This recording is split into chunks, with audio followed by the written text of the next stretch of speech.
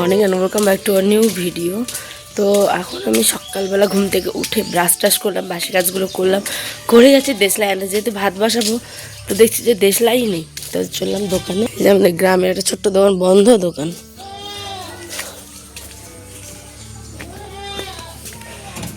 বাড়ি যেতে হবে, বাড়ি দোকান আছে তো।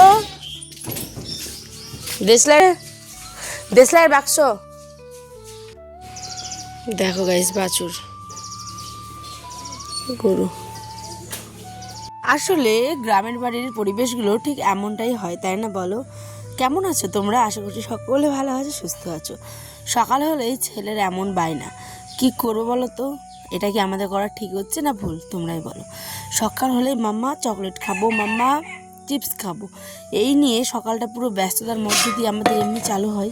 আর তার উপরে ছেলের বায়না, হাজার একটা ঝামেলা মানে লেগেই থাকে। ওকে যতক্ষণ দেওয়া হবে না ততক্ষণ ওই কিন্তু মুখ বন্ধ করবে না। ঠিক আছে, মামা কিনে দাও, মামা কিনে দাও, মামা কিনে দাও। লাস্টে কী হয়, একসময় বিরক্ত হতে হতে কিনে দিয়ে দিই। তো এটা কতটা ঠিক জানি না।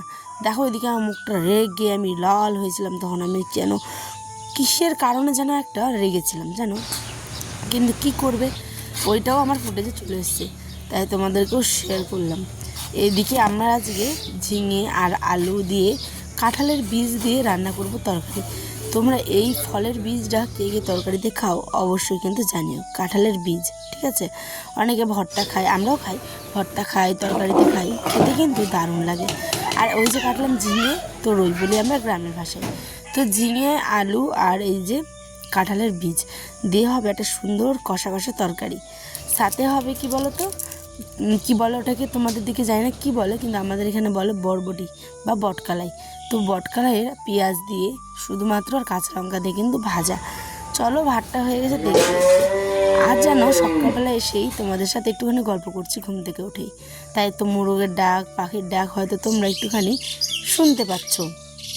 এটাই হচ্ছে গ্রামের একটা শান্তির পরিবেশ। সারা রাত্রি সে কি মুষলধারে বৃষ্টি হয়েছে গো।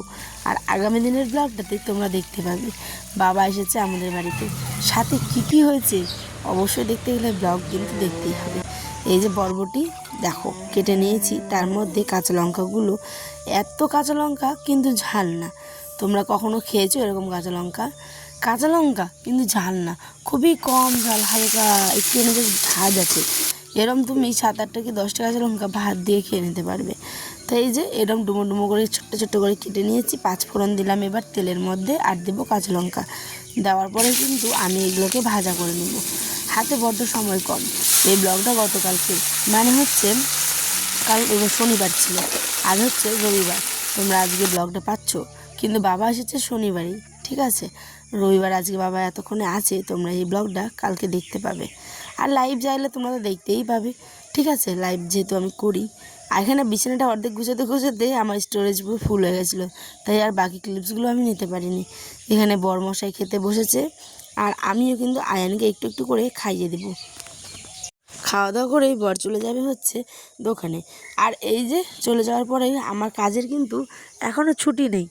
এখন আমি আবার কাপড়গুলো কেচে দেব, কারণ কিছু কাপড় ছিল তোলা হয়েছিল কিন্তু আবার বের করা হয়েছে, ঠান্ডা যেহেতু আয়নকে ঢাকা দিতে হয় সেই জন্য। ওই যে ক্যাথা কম্বল, কম্বল বলতে কি বলো তো, ব্ল্যাঙ্কেট ছোট্ট করে একটা আছে সেটাই।